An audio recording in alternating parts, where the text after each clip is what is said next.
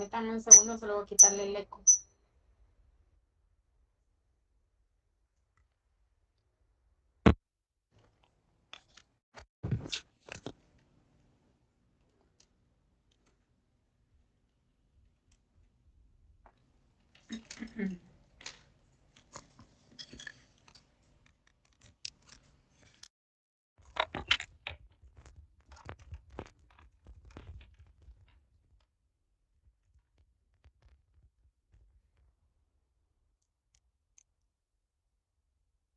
Bueno, ahí sí ya estamos.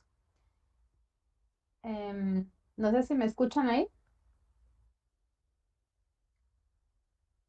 Sí se escucha. Ah, va. Gracias, Sheila. Entonces vamos a ver lo que es el contenido de filosofía. Voy a compartir aquí pantalla. Lo que vamos a hacer ahorita es ver el resumen de las diapositivas que hizo favor ahí Zulema de hacer y que Sergio hizo favor de integrar. Y ahí vamos a ir dándole como importancia a lo que el licenciado dijo que iba a hacer tema de examen, ¿verdad? Que pues dijo que iban a ver tres series. La primera serie de respuestas, 5 preguntas de respuestas directas, 5 preguntas de subrayar, ¿verdad? De selección múltiple y 5 preguntas de falso y verdadero. O sea, en conclusión son 15 preguntas eh, con las que va a estar integrado el examen. Entonces acá Wendy nos hizo favor de ir haciendo las diapositivas y Sergio nos hizo favor de integrarlas todas. Aquí la única que falta es la última del día jueves, ¿verdad? Que también es importante. Yo estaba ahí escuchando la grabación y sí hizo hincapié en aprendernos conceptos como el derecho, la tridimensionalidad del derecho, que postulaban estos tres filósofos importantes, Sócrates, Platón, y no recuerdo cuál otro, pero sí son tres los que él dijo que nos aprendiéramos qué postura era la de cada uno de estos filósofos. Y eso lo estaba viendo acá, que está en el documento, que está también que viéramos el video de la alegoría de la caverna o el mito de la caverna, que también ahí busqué unos videitos así bien cortitos solo para que entremos en contexto. Y bueno, él a lo largo ha mencionado varios filósofos como René Descartes, John Locke, Immanuel Kant, y las posturas que dio cada uno, ¿verdad? Sin dejar de mencionar a Karl Marx y Friedrich Engels, ¿verdad? También en algún momento él nos hizo mención de la parábola de Robinson Crusoe, que pues hay una película de él al respecto y pues vamos a ir viendo acá lo importante que considero que sí o sí no lo tenemos que aprender de memoria o por lo menos tener el concepto claro de qué es anarquía y qué es despotismo, que considero que esos van a ser preguntas cajoneras de examen. Entonces, por lo que estaba viendo yo ahí, que él casi que dio un repaso de lo que iba a venir en el examen, ¿verdad?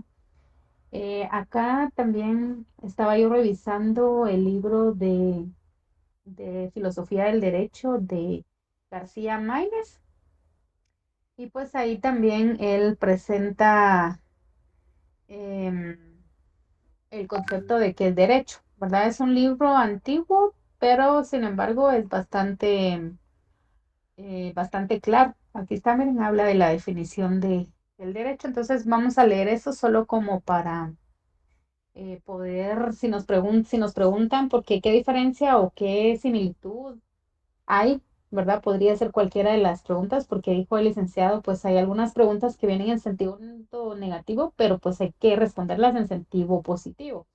Entonces, para eso uno tiene que tener bien claro qué es el derecho, cuáles son las ramas del derecho, los sujetos del derecho, qué relación tienen esto con los filósofos, ¿verdad? Entonces, Ahorita pues más o menos les di aquí una como vista general de lo que considero que es importante que repasemos.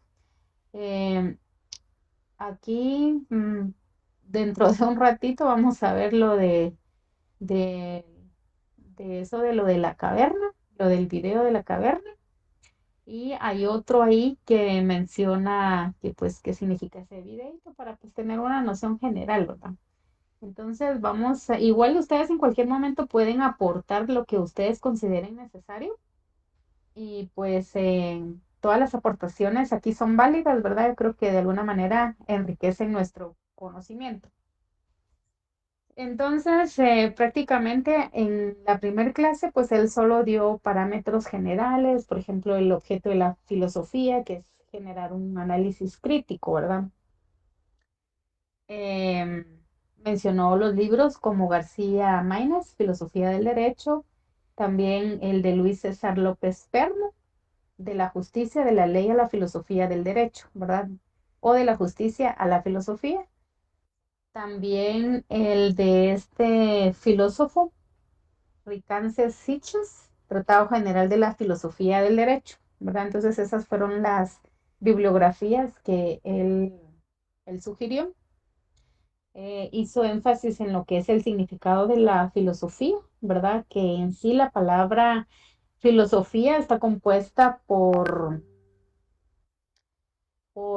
está compuesta por dos palabras, ¿verdad? Filos, que es el amor, y la sofía, que significa sabiduría. De esa cuenta, filosofía es el amor a la sabiduría, ¿verdad? Entonces, considero que eso también es como importante que lo tengamos presente, ¿verdad? Porque estudiamos la filosofía y máximo la filosofía del derecho, pero para estudiar filosofía del derecho hay que tener amor a la sabiduría y esa filosofía es para que nosotros podamos tener ese juicio crítico en todo lo que nosotros leamos, ¿verdad?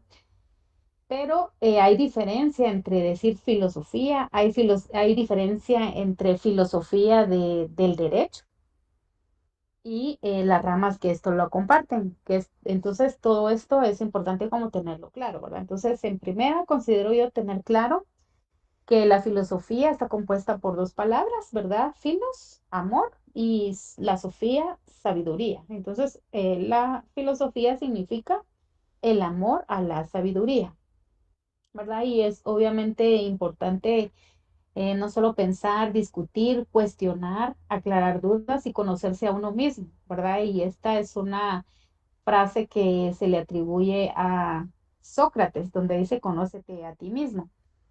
Entonces, Sócrates dice, conócete a ti mismo, mientras Platón dice, solo sé que, bueno, muchos dicen, yo solo sé que nada sé, y otros dicen, solo sé que nada sé, pero pues en conclusión, pues vienen siendo muy similares las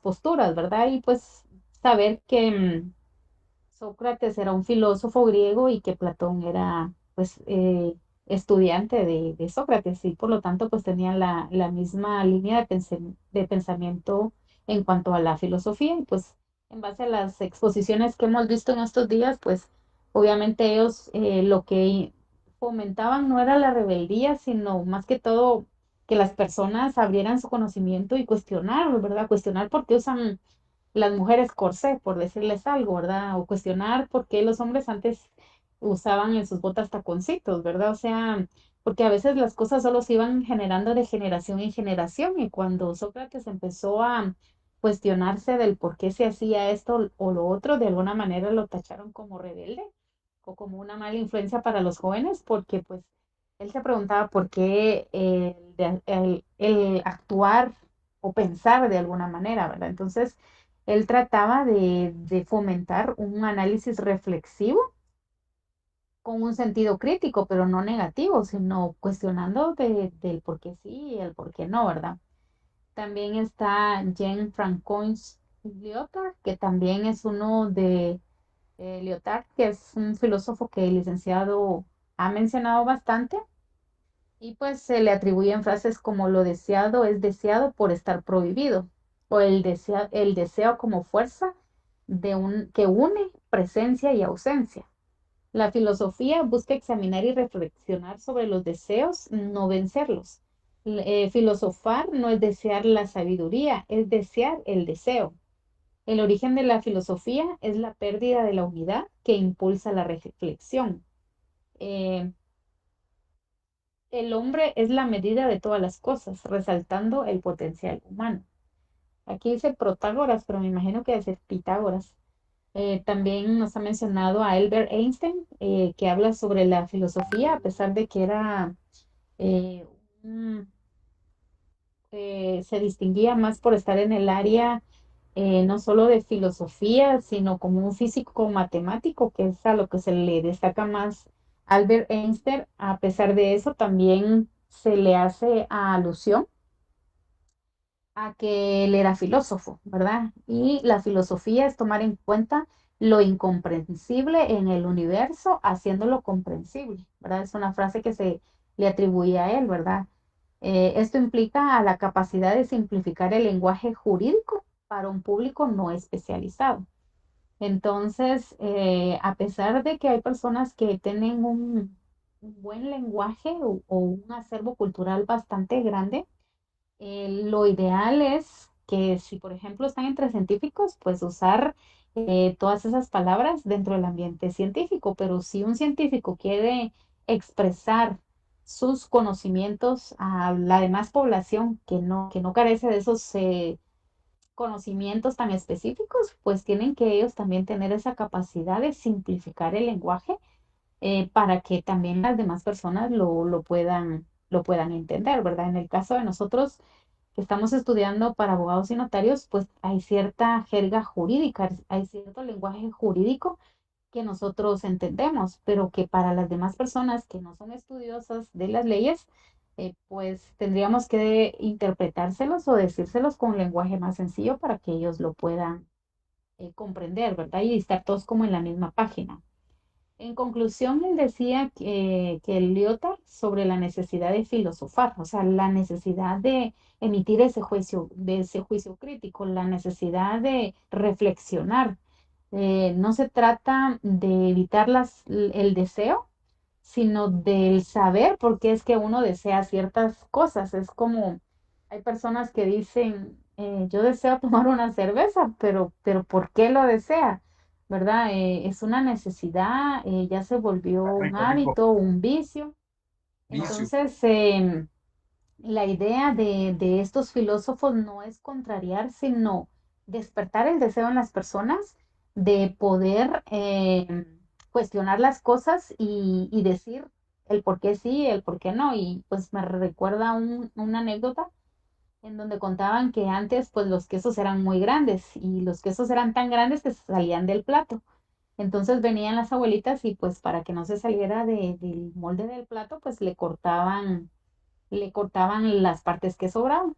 Pero eso se volvió una costumbre, ¿verdad? Entonces todas las personas siempre recortaban las orillas del queso, ¿verdad?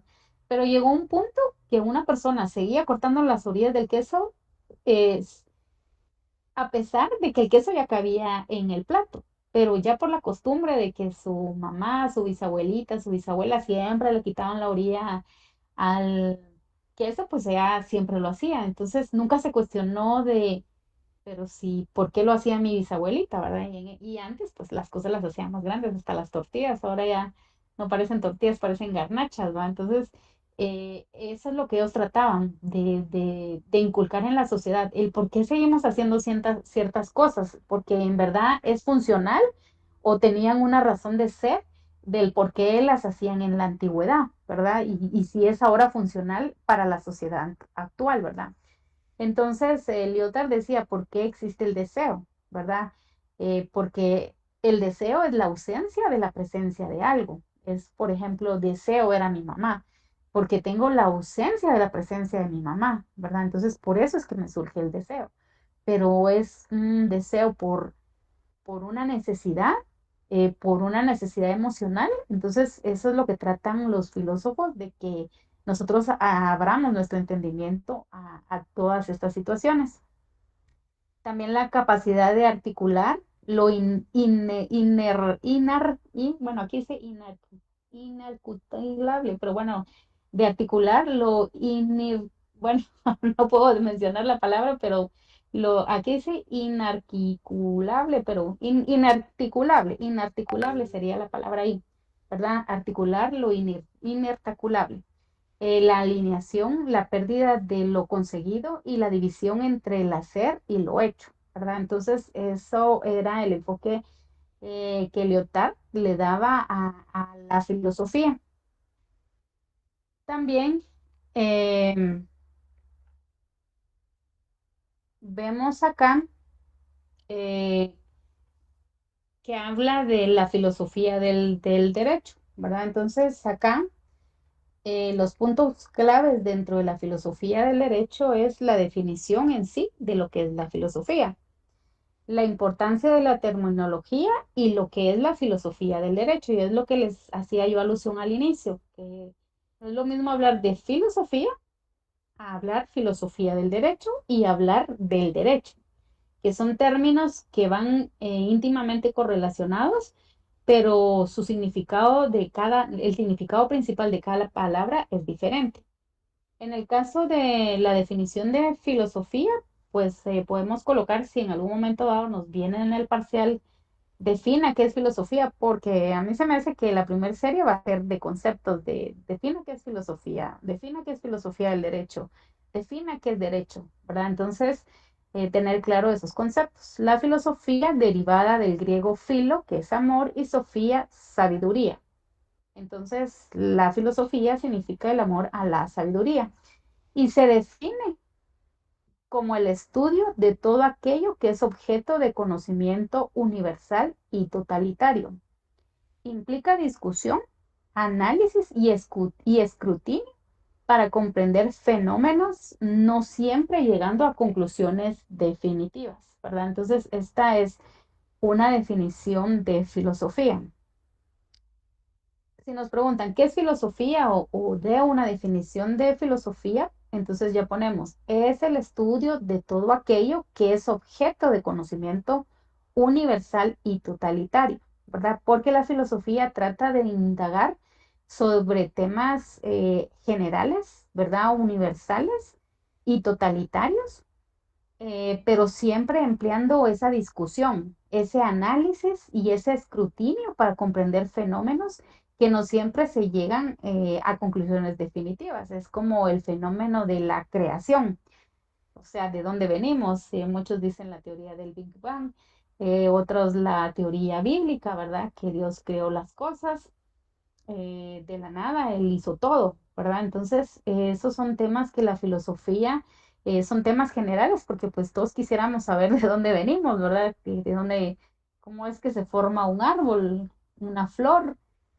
porque podemos entender cosas lógicas de cómo hacer la construcción de una casa, los materiales, podemos tener un conocimiento muy general, pero conocimientos universales sobre la creación del universo, tener un conocimiento universal y totalitario de ese tema, de verdad es un desafío para cualquier persona común, filósofo o científico.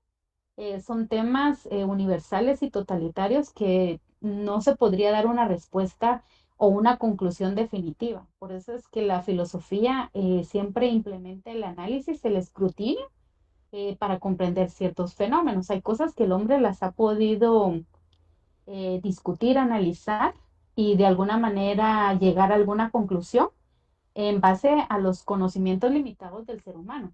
Pero hay temas universales y totalitarios en donde el hombre no puede llegar a conclusiones definitivas. De esa cuenta, podemos decir que la filosofía como concepto es el estudio de aquello que es objeto de conocimiento universal y totalitario, implica discusión, análisis y escrutinio para comprender fenómenos, no siempre llegando a conclusiones definitivas. Entonces, considero que esto es fundante para que podamos, sí o sí, aprendernos qué es la filosofía, ¿verdad? O sea, ¿de qué palabra se deriva la filosofía? Pues ya sabemos de filo, amor, y sofía, sabiduría. De ahí se deriva la filosofía, pero el concepto como tal es aquello que es objeto de conocimiento universal y totalitario que implica discusión, análisis, escrutinio para comprender fenómenos que no siempre se llegan a conclusiones definitivas. La importancia de la terminología. Es crucial tener claras las definiciones de los términos filosóficos para captar el conocimiento, dado que muchos filósofos utilizan una terminología técnica compleja. Ahora, si hablamos de la filosofía del derecho, ¿verdad? Cuando hablamos de filosofía, estamos hablando de que su objeto es discutir temas universales y totalitarios, ¿verdad? Y los discutimos, los analizamos, hacemos un escrutinio de las posturas que tienen las personas en relación a determinados temas. Pero cuando ya hablamos de la filosofía del derecho, esta es una rama de la filosofía. Es una rama de la filosofía general que investiga y estudia las cuestiones. La filosofía en sí lo que propone es un análisis crítico, ¿verdad? Hacer un escrutinio, poner una puesta en común de las posturas de las personas a través de discusiones y análisis. Pero cuando ya hablamos de una filosofía del derecho, estamos hablando de una parte investigativa, ¿verdad? Y estudia las cuestiones más complejas del derecho desde una perspectiva sistemática y científica de conocimiento humano. Su objetivo es comprender el sentido y la significación de lo jurídico en el contexto de una concepción total del mundo y de la vida, transportando del análisis particular al general. Entonces, en sí la filosofía es un análisis, ¿verdad? Es una discusión, análisis y escrutinio de temas universales y totalitarios. Pero cuando ya hablamos de la filosofía del derecho, estamos hablando de una rama general de la filosofía que investiga las cuestiones más complejas. Entonces, la filosofía sí discute, reflexiona, hace su análisis y su escrutinio, pero en la filosofía del derecho llega más a fondo porque este ya realiza un proceso investigativo, ¿verdad? Sobre las cuestiones o temas que se ponen en cuestión. También hay un conocimiento sistemático y contexto. Es fundamental ver las cosas de forma sistemática. Ejemplo, la pirámide de Kelsen. Para la jerarquía normativa y comprender el contexto, el entorno o las condiciones que dan sentido a un evento o texto, ¿verdad? Entonces, por ejemplo, en la pirámide de Kelsen siempre ponen en la parte superior la constitución, que es la norma que tiene mayor jerarquía en todo nuestro ordenamiento jurídico legal, ¿verdad?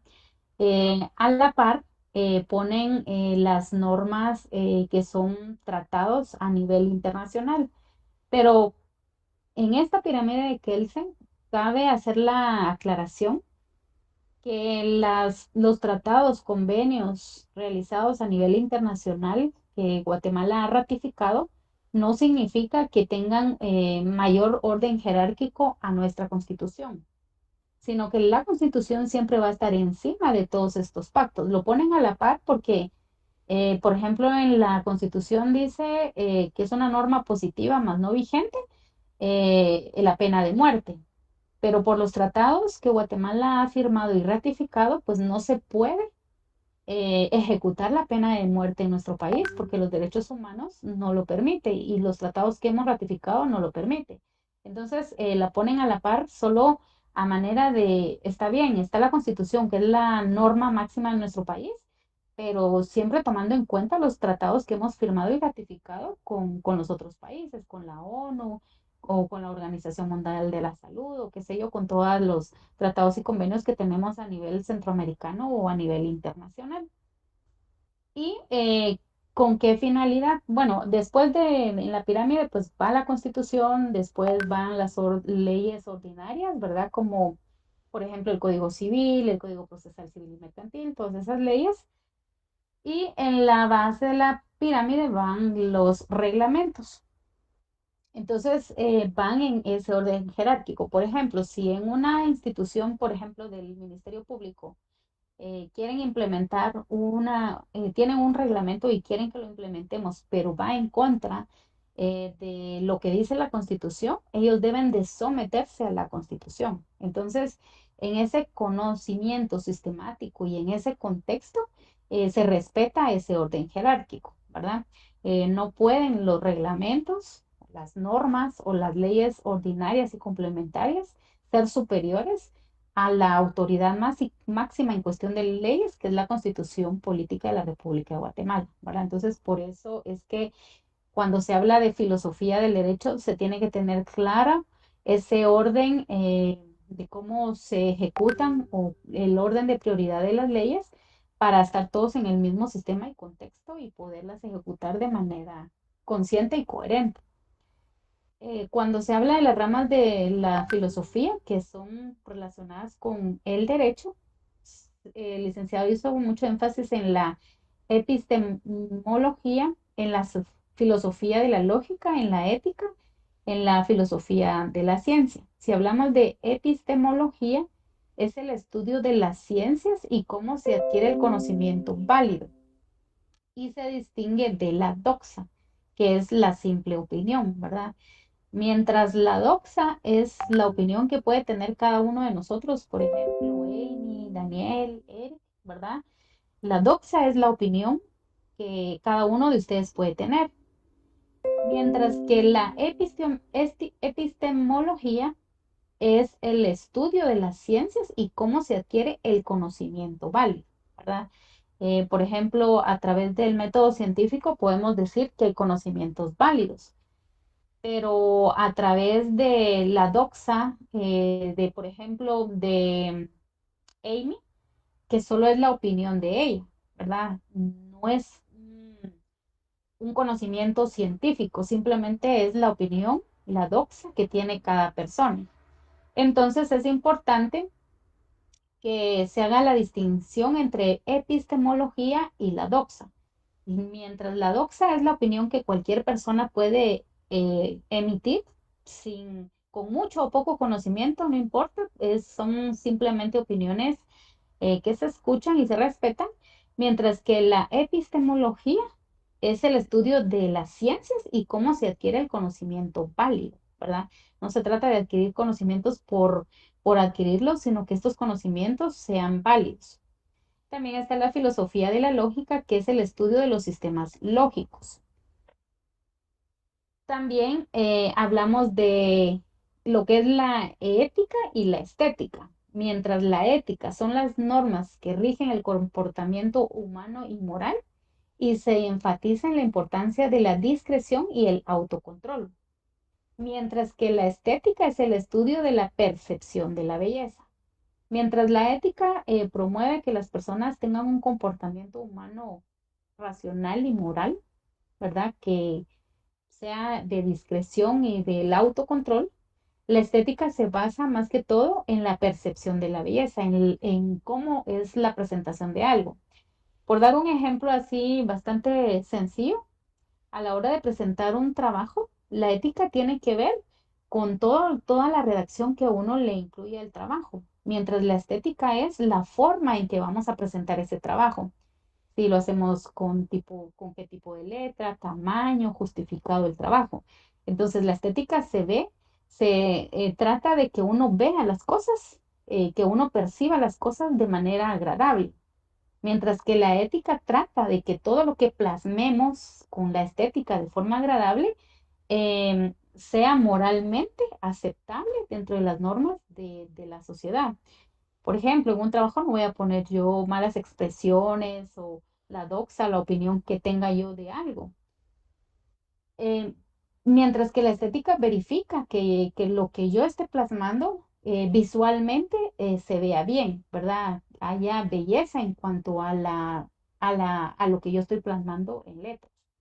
Por eso es que tiene que ver mucho en las ramas de la filosofía como la ética y como la estética, ¿verdad? Entonces, todas estas ramas nos ayudan, la epistemología, para descubrir las cosas, pero adquiriendo un conocimiento de manera válida. También la filosofía de la lógica, que es el estudio de los sistemas lógicos, ¿verdad? Es como ponían el ejemplo en las matemáticas, hay leyes de signos, ¿verdad? Entonces, a la hora de realizar un ejercicio matemático, sabemos que primero se resuelven paréntesis, después llaves, ¿verdad? Primero lo que está dentro, pero nosotros ya sabemos ese sistema lógico. Ahora, cuando hablamos de la ética es de lo que plasmamos nosotros, pero siempre tomando en cuenta un comportamiento humano y moral, en donde se enfatiza la discreción y el autocontrol. Y la estética se encarga de presentar todos esos conocimientos, todos esos comportamientos humanos o socialmente aceptables de una forma visualmente buena. También está la filosofía de la ciencia que examina la naturaleza de la ciencia para obtener conocimientos válidos, ¿verdad? Entonces, ejemplo, la hipótesis en una tesis que puede confirmarse o negarse, ¿verdad? Entonces, la filosofía de la ciencia es a través de una exposición de temas, de una investigación del tema, se puede determinar si algo es válido o no válido.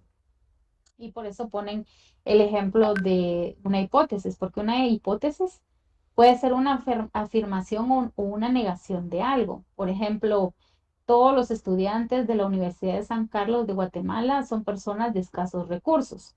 Esa es una hipótesis, porque no sabemos si en realidad a la hora de hacer un análisis crítico, un estudio, una investigación, un escrutinio de este tema, podríamos determinar que no todos los estudiantes son de un nivel económico bastante, eh, podríamos decir que no, de un nivel económico no tan bueno.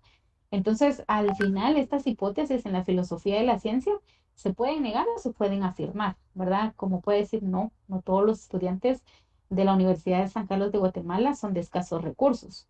Y pues a simple vista yo he visto buenos carros, entonces digo, no creo que una persona con un buen carro sea una persona de escasos recursos, ¿verdad? Entonces, por eso es que hacen el ejemplo de en la filosofía de la ciencia. Podemos proponer una hipótesis y al final confirmar o no si en realidad lo que estamos postulando es cierto.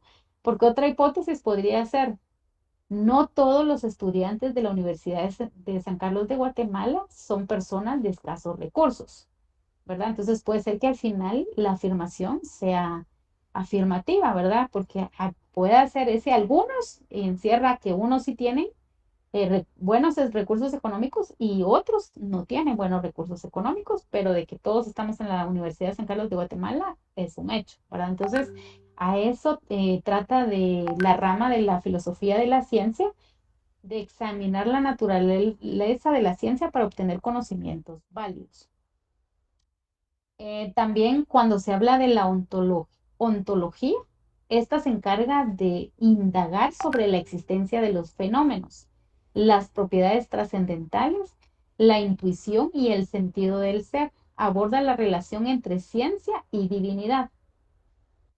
Aquí me gustaría hacer como una diferencia entre epistemología y la ontología, porque la epistemología es el estudio de las ciencias y cómo se adquiere este conocimiento, mientras que la ontología está indaga sobre la existencia de fenómenos. Entonces podríamos decir, por ejemplo, el fenómeno de las lluvias. ¿Por qué en Guatemala se da la lluvia en determinados meses del año? ¿O por qué en Guatemala no nieva? ¿Verdad? Es un fenómeno que no se da. Tampoco los huracanes. ¿Por qué en Estados Unidos hay muchos huracanes? Entonces la ontología estudia la existencia de esos fenómenos, mientras que la epistemología es el estudio de las ciencias y cómo se adquiere ese conocimiento válido, ¿verdad? Entonces, la epistemología busca como la raíz, ¿verdad? Del por qué se estudia determinada ciencia, por ejemplo, la ciencia del derecho, la ciencia de la filosofía, la ciencia de la matemática, y cómo es que se va adquiriendo este conocimiento válido. Y la ontología indaga, ¿verdad? Indaga sobre todos los fenómenos, en nuestro caso serían fenómenos sociales. ¿Por qué en Guatemala hay una proliferación de extorsiones, ¿verdad? Entonces la ontología se encarga de indagar sobre estos fenómenos que se dan en nuestro país.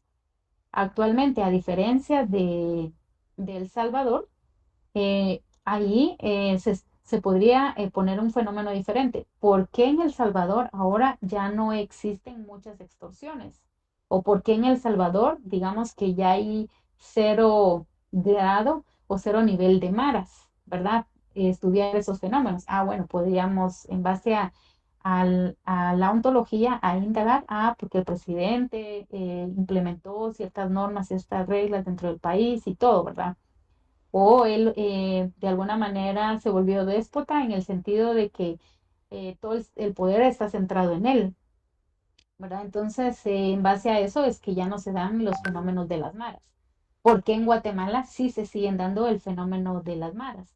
Entonces, a través de la ontología indagamos del por qué sí o del por qué no suceden ciertos fenómenos, a diferencia de la epistemología, que esta trata del estudio de las ciencias y cómo se adquiere el conocimiento válido. Por ejemplo, la epistemología puede estudiar lo que es, qué es el derecho, las ramas del derecho, la filosofía del derecho.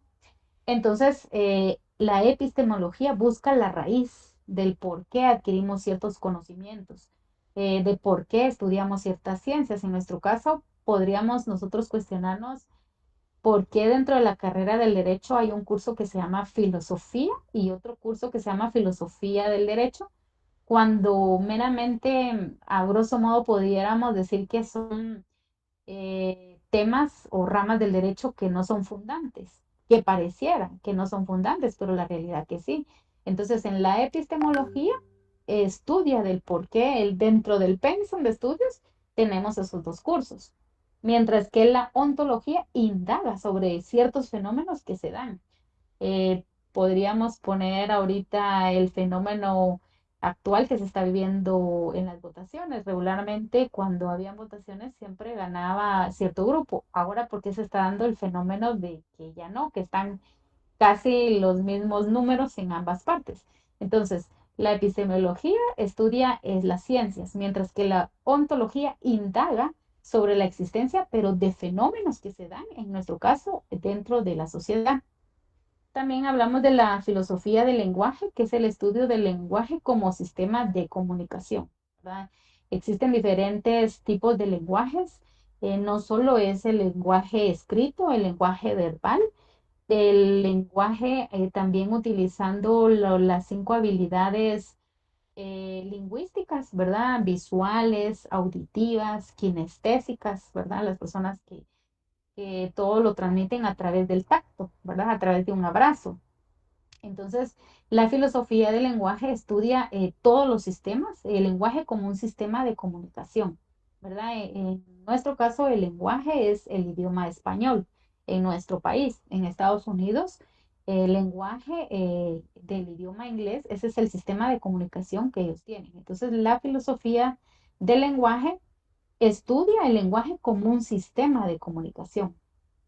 También está la ciencia de la antropología, que analiza todo lo que rodea al ser humano, tanto lo interno como lo externo, ¿verdad?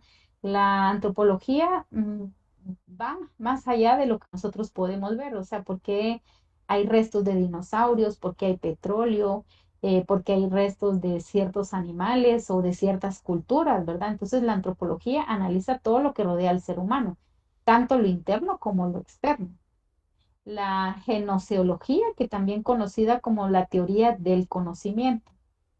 La metafísica, que investiga los principios fundamentales de la realidad, lo que va más allá de lo físico, ¿verdad? Entonces, la metafísica no solo no solo estudia a la persona como un ente o como un individuo, sino también estudia lo que va más allá de lo físico.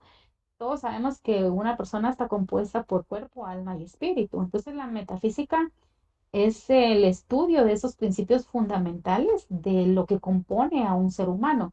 No solo la parte corporal, sino va más allá de lo que uno puede observar, que sería el alma y el espíritu, ¿verdad? Que todos decimos, sí, el ser humano está compuesto de cuerpo, alma y espíritu, pero la metafísica se encarga de estudiar el espíritu, se encarga de estudiar el alma, ¿verdad? Porque hay ciertos comportamientos en las personas tomando estas tres áreas que conforman a un ser humano. Ahora en la filosofía de la historia se refiere al desarrollo y a la forma de crear la historia, mencionando que la historia es a menudo escrita por los vencedores, ¿verdad? pues es como en cierta manera lógico. Ningún perdedor va a decir, así fue como Pedro de Alvarado le ganó a Guatemala, ¿verdad? O conquistó a, a Tecumumán, ¿verdad? O sea, regularmente las personas que son vencedoras son las que van escribiendo la historia, narrando cómo fue, cómo fueron sus victorias, cómo fueron sus luchas y cómo fue que lograron ganar, ¿verdad? Entonces, en la filosofía de la historia se refiere al desarrollo y la forma de crear la historia, ¿verdad? O sea, ¿cómo sabemos que cómo fue la conquista de Guatemala, cómo fue que España conquistó a Guatemala, ¿verdad? A través de la historia que ellos han escrito, porque pues ellos son los que prácticamente nos gobernaron. También está la filosofía de las religiones, que disecciona, o sea, corta en pedacitos el contenido de las principales religiones. Cuando hablamos de la filosofía de las religiones, pues existen religiones y también otras llamadas sectas. Pero cuando en Guatemala, por ejemplo, las religiones que están socialmente aceptadas o que son las que más predominan en nuestro país son la religión católica y la religión evangélica.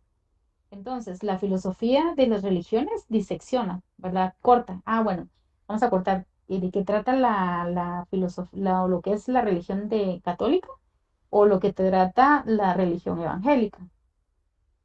Y estudia las principales religiones que conforman nuestro país.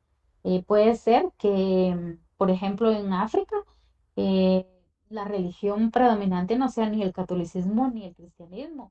Ahí, por ejemplo, en África, en China, en esos países, el budismo es la religión que predomina. Entonces, la filosofía de las religiones estudia las principales religiones del segmento de la sociedad que está en cuestión. Y la filosofía del derecho, que esto considero que también es otro concepto que tenemos que aprenderlo de memoria. Si nos preguntan qué es la filosofía del derecho, es la que estudia las normas jurídicas y su relación con la justicia como valor. Entonces, regresando un poco a los contenidos que considero que sí o sí nos van a preguntar, es primero, defina qué es filosofía, ¿verdad? Entonces, la filosofía es el estudio de todo aquello que es objeto de conocimiento universal y totalitario. Ese podría ser el concepto más cortito que pudiéramos plasmar en un examen. Ya si le queremos poner implica discusión, análisis y escrutinio para comprender fenómenos, no siempre llegando a conclusiones definitivas. Ahí sería una definición más completa. Ahora, esa es la definición de filosofía. Ahora, defina qué es filosofía del derecho. Ahí es una rama, ¿verdad? No es una ciencia, sino que es una rama de la filosofía general que investiga y estudia las cuestiones más complejas del derecho desde una perspectiva sistemática y científica del conocimiento humano. Entonces ahí ya vemos dos conceptos fundantes. ¿Qué es filosofía? ¿Qué es filosofía del derecho? Y ahora eh, el otro concepto que es, eh, que aquí mismo también nos habla, la filosofía del derecho, que si se dan cuenta, aquí lo menciona como una rama de la filosofía, mientras que aquí da un concepto más corto de la filosofía del derecho. Estudia las normas jurídicas y su relación con la justicia como valor, ¿verdad? Entonces aquí vemos dos conceptos de filosofía del derecho. Esta es un poquito más extensa, es una rama de la filosofía general que investiga y estudia las cuestiones más complejas del derecho, desde una perspectiva sistemática y científica del conocimiento humano, o esta más corta, que la filosofía del derecho estudia las normas jurídicas y su relación con la justicia, ¿verdad? A veces, si nos dicen qué es un derecho, bueno, un derecho son todas las obligaciones y todos los derechos y obligaciones que posee una persona en una sociedad. Ese es un derecho, ¿verdad? Tanto tengo yo derechos como obligaciones. Pero entonces la filosofía del derecho estudia esas normas jurídicas y su relación con la justicia. ¿Por qué existe un código penal? ¿Por qué existe un código procesal penal? porque en el Código Penal están plasmadas todas las acciones que un individuo puede cometer en una sociedad y que tienen alguna repercusión legal, que puede pagar con cárcel, puede pagar con alguna multa, qué sé yo.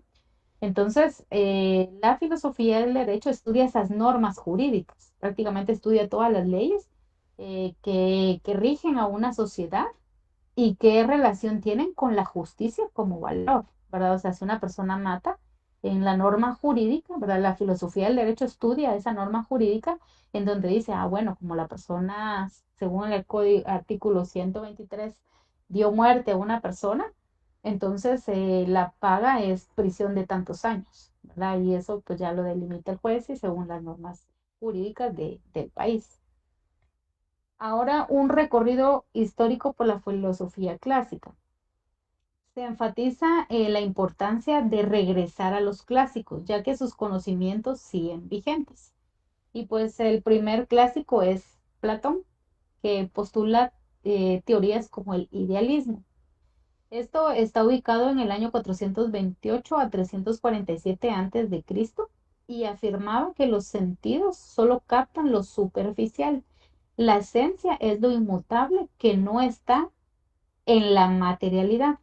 La frase, pues, célebre con que se le conoce a Platón es, conócete a ti mismo. Y la de Sócrates es, yo solo sé que no sé nada. Entonces, Platón decía, conócete a ti mismo, fundamental para mejorar el temple de vida y el autocontrol profesional. Es, por ejemplo, ¿por qué Platón decía, conócete a ti mismo? Porque, por ejemplo, si una persona es muy agresiva, pero digamos que él no recuerda que cuando él en su niñez tuvo mucho maltrato por parte de sus progenitores o de la crianza a la que él estuvo sujeto, si la persona no sabe la raíz del por qué él tiene esa violencia, no puede tratar la enfermedad. Eh, si lo pudiéramos decir en esas palabras, de enfermedad, ¿verdad? Pero de esa falencia o de esa carencia, ¿verdad? Pero si una persona se conoce a sí mismo y uno dice, ah, bueno, es que yo soy una persona agresiva porque mi papá me pegaba demasiado, o mi papá ejercía castigos demasiado fuertes contra mi persona. Entonces la persona dice, ah, bueno, como yo ya sé que por mis antecedentes familiares soy así, entonces, yo ahora voy a, pues, que ir al psicólogo, al psiquiatra, voy a leer libros de cómo sanar, cómo perdonar, qué sé yo, ¿verdad? Entonces, la persona, si se conoce a ella misma, ella puede tener las herramientas necesarias para mejorar su temple de vida y tener ese autocontrol profesional. Una persona puede ser un abogado y notario, puede ser un profesional, pero puede hacer que no tenga autocontrol. Yo, por ejemplo, tengo el ejemplo de una persona que uno le da una cachetada, le da una manada y la persona no responde. Y uno, o cualquier persona dirá, no, que ese no se defiende y es hombre, o ese no se defiende. No, lo que pasa es que él tiene autocontrol. A él en su casa le enseñaron que las cosas no se solventan con más violencia o que violencia trae más violencia. Pero no podríamos decir lo mismo de esta frase célebre de Platón de conócete a ti mismo, de una persona que es agresiva y hemos visto, por ejemplo, en el Congreso, que de repente se empiezan a dar ahí manadas, cachetadas, jalones de pelo y todo. Porque eso de que sean profesionales no quiere decir que la persona tenga un autocontrol profesional. ¿Por qué? Porque según Platón, esta persona no se conocía a sí misma, ¿verdad? Pero cuando sí nos conocemos a nosotros mismos, empezamos a entender de por qué ciertas conductas y de alguna manera buscar las maneras de tener ese temple de vida y ese autocontrol profesional. Por eso es importante tener claro la postura de Platón. El método que él utilizó fue el método dialéctico, que es un mecanismo de investigación y de discusión para llegar a la verdad. Por ejemplo, el método dialéctico a través de todos los años, de todos los siglos, siempre han habido escritos de personas que han descubierto, ¿verdad? Han hecho investigaciones de por ejemplo, en la psicología, por qué las conductas de las personas son de determinada manera. Entonces, Platón sugería este método dialéctico porque es una forma de investigar, pero también de poner una apuesta en común a través de una discusión, ¿verdad? Por ejemplo, investigar, bueno, se ha determinado que las personas son violentas o no tienen autocontrol profesional. porque han tenido un ambiente muy hostil o han crecido en un ambiente muy hostil. Eso puede decir la investigación, pero con la discusión se puede reunir a un grupo de, por decirles algo, 10 personas que son agresivas y entonces discutir, mire, ¿y usted por qué? ¿Qué es lo que lo saca de sí? ¿O por qué es que usted tiene esta conducta? ¿Verdad? Y puede decir la persona, sí, porque yo recibí maltrato físico o recibí maltrato psicológico y por eso yo me comporto de esa manera. O otra persona puede dar sus argumentos, ¿verdad? Entonces el método dialéctico trata de un mecanismo de investigación, pero también de discusión. ¿Para qué? Para llegar a la verdad. Porque la investigación en lo teórico me puede decir de una manera, pero en una discusión puedo yo llegar a conocer la verdad y hacer ese match entre la investigación y la discusión para que encontrar la verdad, ¿verdad? Según el método dialéctico de Platón. Platón nos comenta lo que es la alegoría de la caverna, descrita en su obra La República, donde en esa alegoría cuenta que, pues, la alegoría es un mito, ¿verdad? Es algo que no fue real, pero él lo hizo a manera de ejemplo para entender la oscuridad en base al pensamiento de esa sociedad en esa época. Entonces, él decía que en un imaginario, ¿verdad? En una alegoría, habían unos prisioneros encadenados en una cueva, ¿verdad? Pero ellos estaban como de espaldas. Entonces, ellos con la luz del día solo podían observar las sombras. Entonces dice que prisioneros encadenados en una cueva ven sombras y creen que es la única realidad. Cuando uno se libera, cuando uno de los prisioneros se libera o se quita los grilletes o logra, si está amarrado, se quitó ahí y se sale de la caverna, descubre un mundo real con sol y con una perspectiva más amplia. Pero imagínense una persona que está metida en una caverna a espaldas y que pues solo le entra por el hoyo de la caverna la luz y él solo logra ver las sombras. Para esa persona esa es la única realidad que existe porque es lo único que conoce. Pero si esa persona en determinado momento uno de ellos se logra liberar y sale de la caverna y ve el sol, ve las plantas, ve otra realidad, ve otro mundo, su perspectiva se amplía. Entonces viene él y quiere, como quien dice, sacar de la ignorancia a sus compañeros que toda la vida conjuntamente con él han estado en la caverna y él trata de compartir su descubrimiento y todo lo que él ve allá afuera de la caverna, pero no le creen. ¿Por qué? Porque a veces si hacemos como una analogía o una comparación entre la sociedad actual, podríamos decir que la sociedad nos ha vendido qué es la belleza, ¿verdad? Porque yo pienso que a los ojos de Dios, Dios todo lo hizo bello y hermoso, pero la sociedad nos pone estándares de belleza, que si eres delgada, eres bella, que si eres un hombre con por ejemplo, un buen físico marcado, pues esa es la belleza, la que nos vende el mundo. Cuando una persona puede caminar, puede ejercitarse, comer saludable y también ser una persona físicamente saludable. No necesariamente que tenga pues ahí un cuerpo lleno de músculos o una mujer que sea gordita, no necesariamente o no es una realidad que la persona sea fea, ¿verdad? Entonces, lo mismo sucedía con las sociedades, ellos tenían ciertos conceptos, ciertos pensamientos, pero si esa persona se logra salir de esos pensamientos a través de una investigación, de un juicio crítico, de una reflexión, de una discusión, así como planteaba Platón en su método dialéctico, entonces él puede ampliar su perspectiva.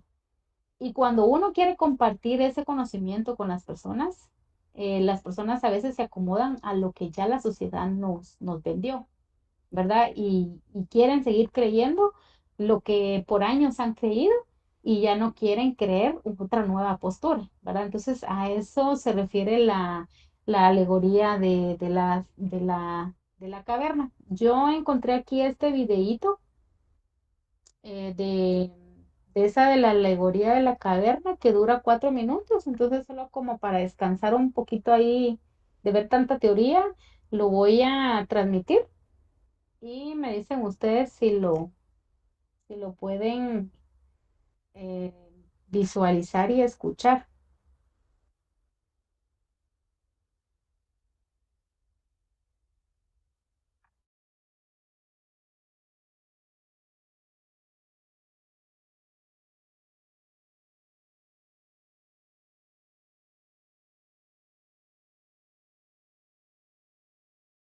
experiencia como un viaje por un...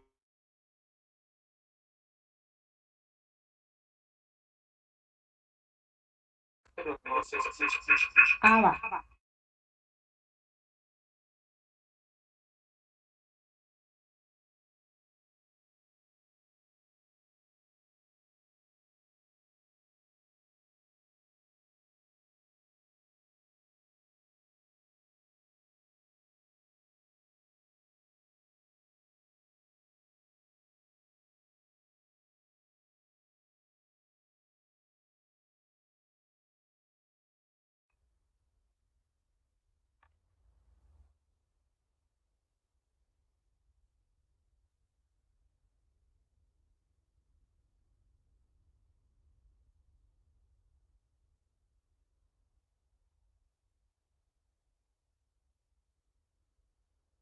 Igual no se escucha, ¿verdad?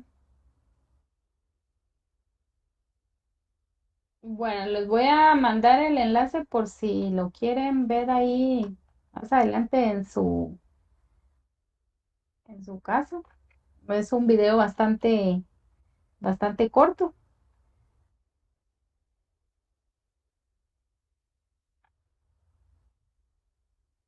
Es que tengo la compu, pero estoy compartiendo, pero a la hora de ponerle el sonido no, ¿cómo se llama? No lo logro proyectar ahí con ustedes.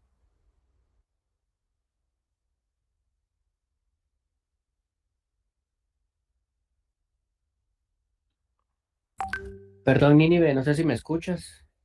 Sí, sí, te escucho, Fíjate Julián. que tengo un par de compañeros de la sección, pero no pudieron ingresar. Estuvieron pidiendo, pero como que Ah, no. si quieres ahorita que ingresen, porque lo que pasa es que como a veces, digamos que tengo la presentación en pantalla, no logro Vale. ver cuando ellos tratan de, Ok, ahorita les escribo para que se unan, ¿oíste? Gracias. ajá, va, ¿está bien?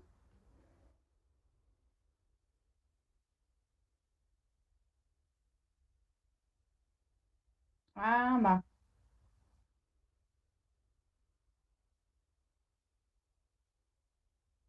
muy bien, gracias, Sergio.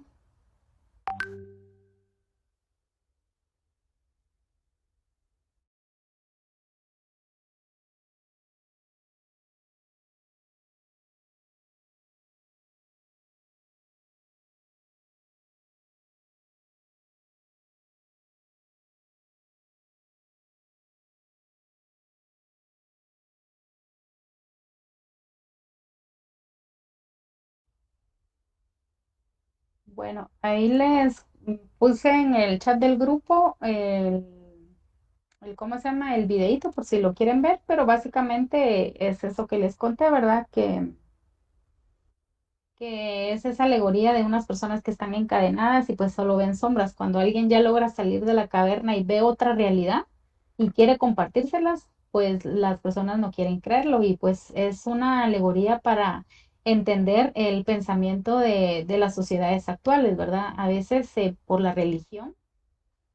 eh, la religión, por lo que nos enseñan en casa, por lo que escuchamos en los diferentes establecimientos educativos, tenemos ciertos conceptos, pero no significa que eso sea una verdad absoluta. Entonces, todos estos filósofos lo que trataban es que uno despertara esa curiosidad por en realidad querer conocer uno la verdad.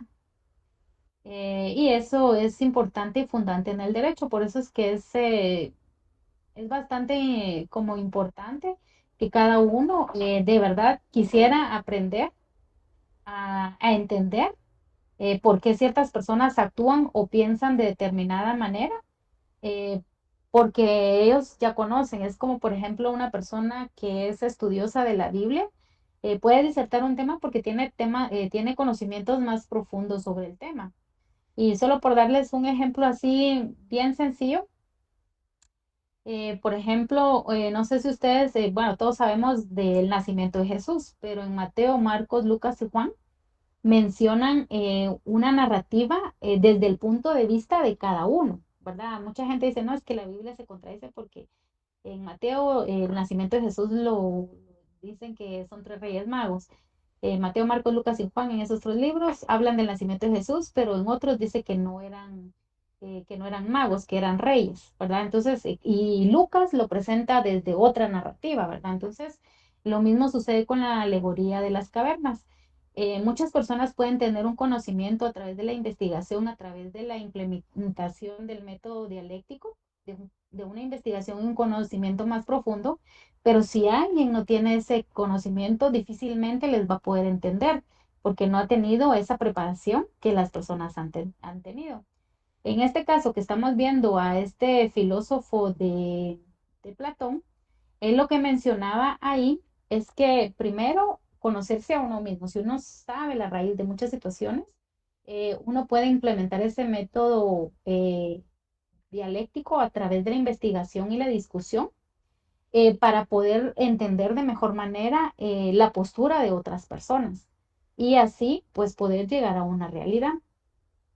Ahora, en cuanto a la interpretación, esta alegoría del mito, la alegoría de la caverna, esta alegoría ilustra la diferencia entre el mundo sensible, o sea, la apariencia, y el mundo intangible, las ideas verdaderas, y la resistencia al conocimiento que va más allá de la percepción limitada. Se aplica a la vida para animar a ir más allá del pensamiento corto y lo aparente, ¿verdad? Entonces, eso es la interpretación de esa alegoría. Muchas personas están metidas en sus pensamientos, pensamientos que han recibido en la iglesia, que han recibido en la sociedad, que han recibido en sus casas, en las diferentes casas de estudio, y eso es lo que ellos quieren creer. Y cuando viene alguien y les presenta otra postura, las personas ya no le quieren creer porque ellos solo están, no están acostumbrados al método dialéctico de investigar y de discutir o de escuchar las posturas de otras personas, ¿verdad? Entonces, de eso trata esa alegoría de las cavernas. Eso es en relación a Sócrates. Por ejemplo, si en los exámenes nos dijeran cuál es la postura de Platón, ¿verdad? Entonces, la idea central aquí en Platón es que él tenía esa frase célebre de conócete a ti mismo. Él fue el que escribió la alegoría de la caverna para aducir que la sociedad tenía ciertos pensamientos y que no quería aceptar nuevas posturas porque pues ya estaban acostumbrados a ese estilo de pensamiento. Platón fue uno de los que propuso el método dialéctico para abordar cualquier tipo de tema y el método dialéctico se trata de la investigación y de la discusión para poder llegar a la verdad. De ahí pasamos al siguiente exponente, que es Sócrates, eh, maestro de Platón, ¿verdad? Entonces, yo creo que primero teníamos que haber estudiado sobre Sócrates para poder entender a Platón, ¿verdad? Pero pues acá el licenciado lo abordó de esta manera. Entonces, Sócrates fue maestro de Platón. Él utilizó el método mayéutico. Mientras Sócrates usaba el método mayéutico, Platón usaba el método dialéctico. El método mayéutico que usaba Sócrates, que fue el maestro de Platón, era a través de preguntas para que los jóvenes descubrieran el conocimiento por sí mismos, ¿verdad? Entonces cuenta la historia que Sócrates hablaba con todo tipo de personas, con jóvenes, la mayoría hace alusión a jóvenes, que él influenciaba a los jóvenes, pero en realidad Sócrates se detenía a hablar con panaderos, cocineros, con reyes, con gente de la alta corte, con la gente que le servía a las altas cortes, o sea, con todos. O sea, según la historia, él hablaba con todas las personas porque él quería hacer ciertas preguntas y escuchar qué era lo que ellos respondían. Entonces, por eso es que se hace alusión a que el método mayéutico consta de preguntas. O sea, si dicen ¿cuál es la postura de Sócrates? Bueno, primero fue maestro de Platón, él aplicaba el método mayéutico. El método mayéutico consiste en hacer una serie de preguntas para descubrir las verdades, ¿verdad? Las verdades de cada persona. Entonces dice acá, el método mayéutico son preguntas para que los jóvenes descubrieran el conocimiento por sí mismos, ¿verdad? Aquí dice jóvenes, pero en realidad podríamos poner para que las personas descubrieran el conocimiento por sí mismos. Fue un hombre de principios que prefirió la muerte, pues él tomó ese líquido de la cicuta antes que retractarse de sus ideas, ¿verdad? Entonces, él creía firmemente en sus principios y murió. Hasta él mismo se puso la pena de tomar ese veneno de la cicuta, antes que retractarse de sus verdades. Y si hacemos una analogía con Sócrates y Jesús, Jesús murió salvando a la sociedad y él murió creyendo que moría por nuestros pecados, ¿verdad? Y prefirió la muerte antes de que, porque la sociedad le decía, no, di que no eres el hijo de Dios, así para que no te maten. Pero él, bajo sus pensamientos, sus principios, él prefirió la muerte. Lo mismo sucedió haciendo una analogía con Sócrates. Él prefirió morir con lo que él creía, ¿verdad? Y no, y prefirió dar su vida a aceptar lo que la sociedad le quería imponer en ese momento. Si hablamos de Platón, decimos que fue su maestro, fue Sócrates, ¿verdad? Y Platón usaba el método dialéctico que consiste en la investigación y la discusión para llegar a la verdad. A Platón se le atribuye la frase de conócete a ti mismo y a Sócrates se le atribuye la frase de yo solo sé que no sé nada. Eh, el otro filósofo eh, que nos podrían preguntar es sobre Aristóteles. Aristóteles. Entonces ya vimos Sócrates, Platón y Aristóteles. Podríamos ver primero a Sócrates, que fue el maestro de Platón, después a Platón con su método dialéctico y a Aristóteles, ¿verdad? Que él hablaba del realismo.